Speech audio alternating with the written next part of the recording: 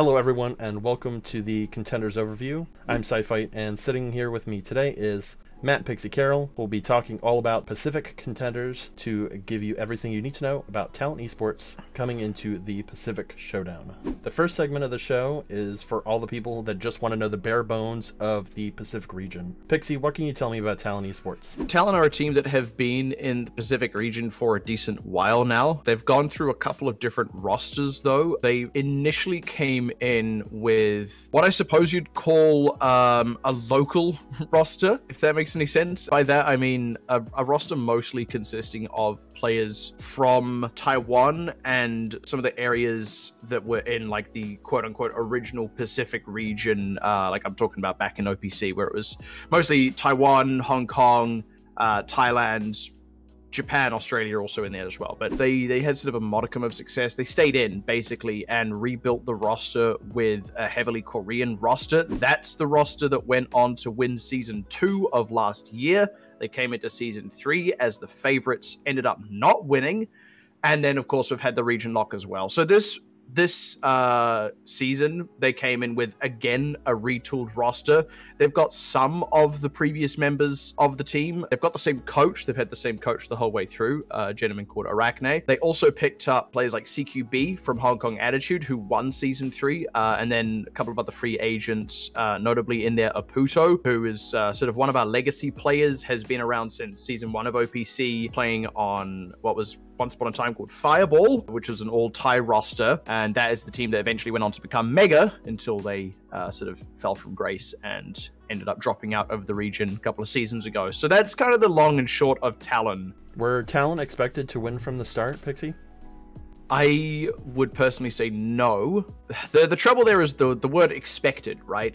Like, we don't really know exactly who we would say we expected to win. I think if there was one team you would have to say is the favorite in a vacuum, we're talking right at the start of the season before we've seen anyone play, it probably would have been Nova MS, purely because they were runner-up in the season before. They had no roster changes at all, and the team that had beat them had, you know, all moved on to other teams and stuff. So, like, if you were to use the term expected, you'd maybe say that. With regards to Talon, though, they were definitely expected to do well. We sort of went into it going, this is mostly a rebuilding season for them. You know, they're just looking to have a solid performance, ideally make top 4, certainly should make playoffs. They are still, you know, a good team. There was a lot of good players on it as well, so even though it's a rebuild, you can expect them to do decently. But then very early on in the season, it became evident that they were a favorite. But even then, it would have only been until the last couple of weeks when they actually had their matches against the other top teams in the region, and they were winning those, that you'd say, yeah, these guys are now the favorites to win the whole thing, which has been a pretty exciting progression to, you know, consider them just starting off as, okay, this is the rebuild, and maybe they'll look better in Season 2 in the grand scheme of things, to, okay, this is now like the best team in the region, to what was ultimately a 4-0 win in the finals. They really put on a clinic. They're an amazing looking team right now. Our next segment is going to be all about surprises. Pixie, what surprised you this season? Very little. I've got to be honest with you. I'll tell you what, I would say most of the surprises actually came in advance of the season, and seeing how things played out from there was all, it all felt fairly standard, right? Like, our end standings fell pretty much the way we expected, and we didn't get any more quote-unquote surprises until the playoffs, but I will run through what that is. So first of all, coming into this season, of course, there was the downsizing overall of most of the Contenders regions. That meant less teams. Our 2 teams that made it in were not the best teams that could have qualified in, to speak plainly. So it was, shall we say, surprising at the top of the season to see that that was what was going to be in the field there. There's maybe a minor surprise in that. Those 2 teams were Giant Lynx and Kicks. Giant Lynx were made up of 2 previous teams, funnily enough, Lynx TH and Giant Esports, both of whom had been relegated after coming last in their respective groups, right? So, like, putting the 2 together, I mean, the whole is exactly the sum of its parts there, right? It's now just one very big roster that came last. But Kicks was the other team. Their claim to fame was like a middling placement in Open Division, right? They were a team that you could have fairly expected to get absolutely ruffle-stomped in the most embarrassing way possible. They actually stepped up to the plate a bit. They only walked away with 1 series win, and that was against Giant Lynx, which in itself might have been a surprise, right? You'd think that the team with some Contenders experience should beat the one that has none at all, but that went the other way. But even then, it's not at all unsurprising that those are the two teams that got relegated. I think there were certainly some people who wanted to see Jupiter go a bit further than they did, at least in the group stages. They might have found that a quote-unquote surprise that they ended up kind of middle of the pack. The thing is, with such a smaller pool of teams, right? You got the bottom two getting relegated, the top two getting seeded through. So you like literally half of the teams are going to be the middle of the pack, which could mean some extremely good teams. And that was the case for us, right? We had just a number of really strong teams that constituted our middle four, and the best two were the two that got seeded, which is how any region really should be. But we ended up having a really tight season because of that. So it's hard to say that any particular result or movement or anything was a massive surprise, because you're like, yeah, look, all of these teams are strong. They could all take wins off each other. Some of it will come down to how they appear on the day, and some of it's going to come down to, you know, prep and who faces what team when. If you face a strong team in the first week, maybe you'll have a higher chance. They might be rusty, who knows, right? So nothing was necessarily surprising. Were there any standout players or trades that happened to spice things up?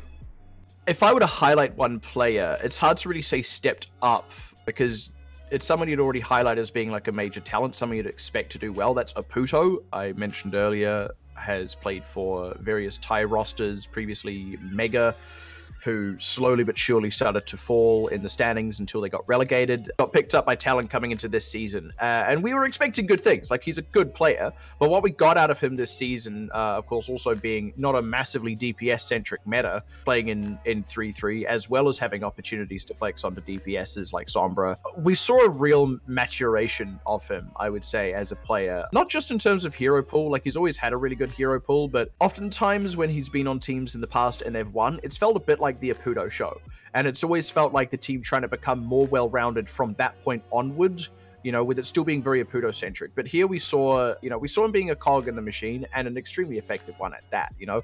And I don't mean like, oh, he didn't play well with others before. It's not a personality thing or anything. It's more just the overall composition of the team. So it was really great to see him in that kind of environment, in that kind of team. And I'd say he was actually able to shine a lot more. It was just a bit more quiet. What do you want to see the middle of the pack teams do to step up and make it further into playoffs? Thinking about what they'll need to do specifically is obviously a bit tricky. You know, we're not solid on what the meta's going to be like and what the relative strength of teams is going to be. But, I mean, you look at all the teams that are staying in this region. For those unfamiliar, obviously, Talon and Nova MS, who both made finals, are staying. Jupiter, Xavier Esports, who are our current Thai representative. Cyclone Coupling, who are the most entertaining team to watch, and potentially a bit of a fan favorite. Then Global Esports, so they're the teams that have survived, I suppose, who all look really good. You know, they all look like teams who, you know, in the right environment could make a finals run each. And coming into the region now, we also have two very strong teams through trials. So we actually already have our two trials teams known. We have Greenleaves, who are also a Japanese roster. They've kind of bounced around the region also for a while.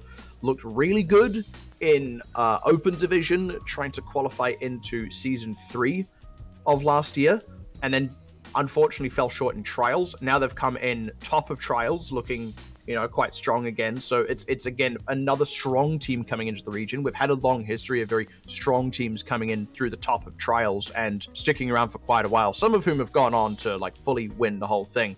And then the other one is Nami Fighters, which is one of the most, if not the most, multinational roster we have ever seen.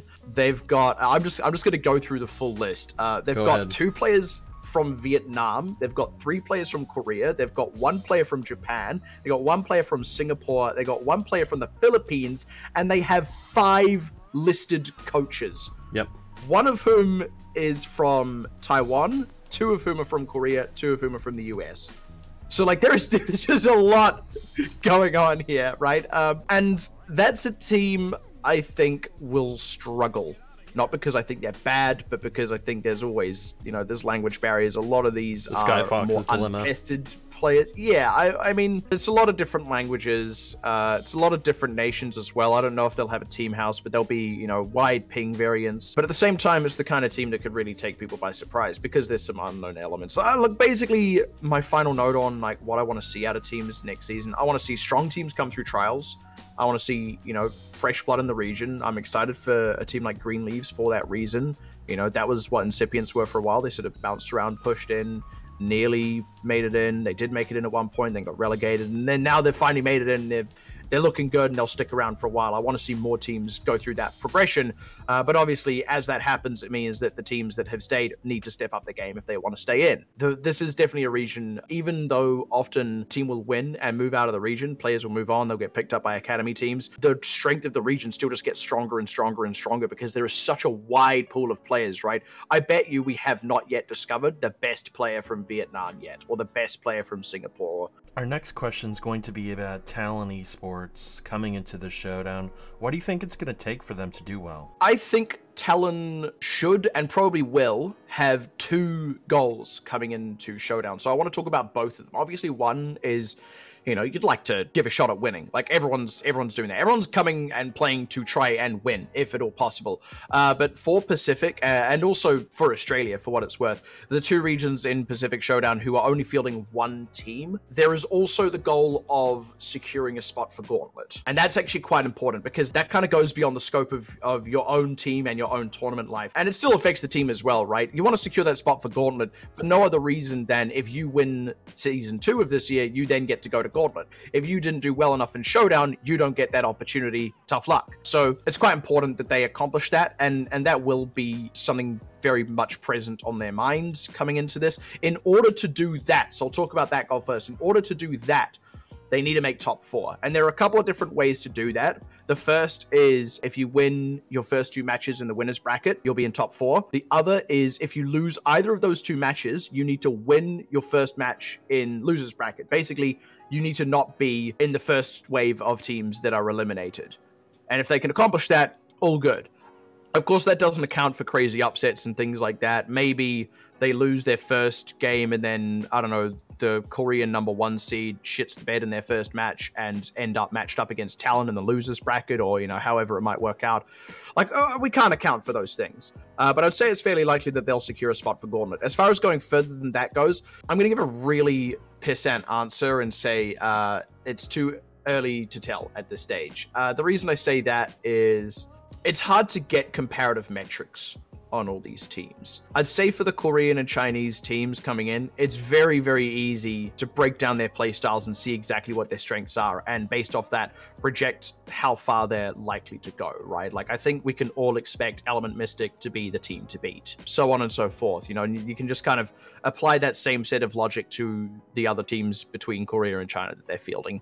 Our last segment is going to be the match to watch. Pixie, what's one really amazing match that people that want to watch Pacific can watch that really stands out? Pretty much any Nova MS match from the regular season, especially the ones against the other top teams. Against Global Esports would probably be a good one to pick. Also, their one against Talon, which was, I think, in the last week of the regular season. Both of those would be very good matches to watch because it also shows Nova MS's strength, and if you do decide you want to watch the grand finals afterwards, it will show you how exciting it is that Talon won in such a fashion, like how much they stepped up by and all that jazz. And also Nova MS are just an exciting team to watch. They've had a lot of, without giving too much away, like they're a slow starting team. They've often dropped matches and then come back really, really strong. They've just sort of built up and up and up until by the last match, you're like, how was this not a 4-0 in their favor? They look leaps and bounds beyond the other team. That makes them entertaining, if nothing else. Thank you for watching, and mostly thank you to Pixie for stopping by. This was the funnest recording by far.